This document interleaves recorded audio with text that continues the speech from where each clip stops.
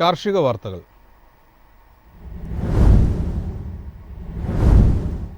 ഉത്സവ ദിനങ്ങൾ മുന്നിൽ കണ്ട് ലേലകേന്ദ്രങ്ങളിൽ ഏലം വിൽപ്പന കനക്കുകയാണ്. സംസ്ഥാനത്ത് ജനുവരിയോടെ നാളികേര സീസണ് തുടക്കമാകും. 2 ആഴ്ചയായി വില സ്ഥിരമാണ്. ഏലക്ക ശേഖരിക്കാൻ അന്തർ സംസ്ഥാന വാങ്ങലുകാർ ഉത്സാഹിച്ചു. ഉത്സവ ദിനങ്ങൾ മുന്നിൽ കണ്ടുള്ള ചരക്ക് സംഭരണമാണിത്. ഉത്തരേന്ത്യയിലെ വൻകിട വ്യാപാരികൾക്ക് ആവശ്യാനുസരണം ചരക്ക് സംഭരിക്കാൻ ഇനിയും കഴിഞ്ഞിട്ടില്ല. ഇന്ന് നെടുങ്കണ്ടത്ത് നടന്ന ലേലത്തിൽ കഴിഞ്ഞ ദിവസത്തെ വിലയെ അപേക്ഷിച്ച് നിരക്ക് അല്പം താഴ്ന്നു. ശരാശരി ഇനങ്ങൾ കിലോ 2875 രൂപയിലും മികച്ച ഇനങ്ങൾ 3316 രൂപയിലും കൈമാറി. മൊത്തം 43,965 കിലോഗ്രാം ഏലക്കയുടെ ലേലം നടന്നു. സംസ്ഥാനത്ത് നാളികേര വില 2 ആഴ്ചയായി സ്റ്റഡിയാണ്.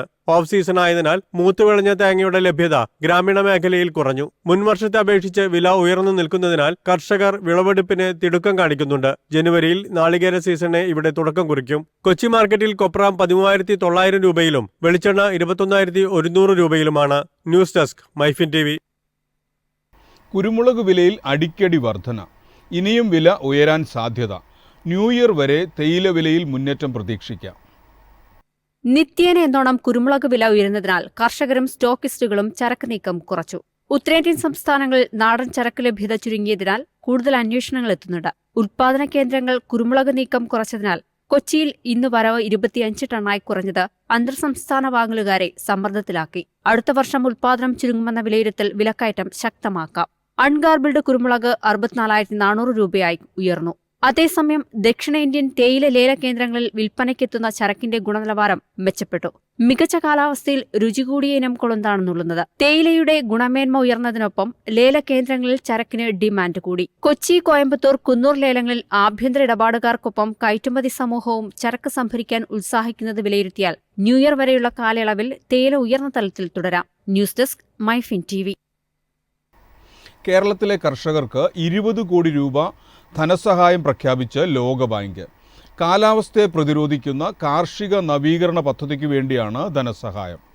കാലാവസ്ഥാ വ്യതിയാനവുമായി പൊരുത്തപ്പെടാനും കാർഷിക സംരംഭകത്വം വർദ്ധിപ്പിക്കാനുമായി കേരളത്തിലെ കർഷകരെ സഹായിക്കുന്നതിനാണ് 20 കോടി രൂപ അനുവദിച്ചിരിക്കുന്നത്. കേരള കാലാവസ്ഥ അഗ്രി വാല്യൂ ചെയിൻ മോഡേണൈസേഷൻ പദ്ധതിയുടെ ഭാഗമായാണിത്. 4 ലക്ഷം കർഷകർക്ക് പദ്ധതിയുടെ ആനുകൂല്യം ലഭിക്കും. കാപ്പി, ഏലം, റബ്ബർ എന്നീ ഇനങ്ങളിൽ കാലാവസ്ഥയെ പ്രതിരോധിക്കുന്ന ഇനങ്ങൾ വികസിപ്പിക്കുകയാണ് ലക്ഷ്യം.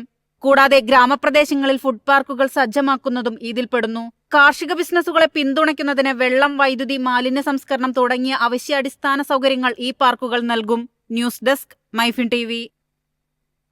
പുതിയ ഇഞ്ചി ഇനം വികസിപ്പിച്ച് ഭാരതീയ സുഗന്ധവിള ഗവേഷണ കേന്ദ്രം.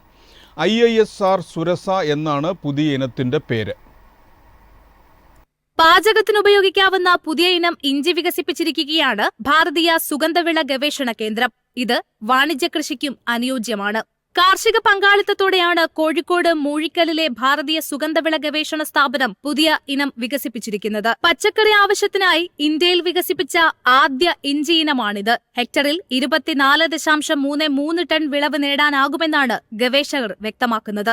ഭാരതീയ സുഗന്ധവിള ഗവേഷണ സ്ഥാപനത്തിന് പുറമെ കേരളം, നാഗാലാൻഡ്, ഒഡീഷ എന്നീ സംസ്ഥാനങ്ങളുടെ വിവിധ ഭാഗങ്ങളിൽ 6 വർഷത്തോളം കൃഷി ചെയ്ത് ഉൽപാദനക്ഷമത ഉറപ്പുവരുത്തിയതിനു ശേഷമാണ് സുരസ കർഷകരിലേക്ക് എത്തുന്നത്.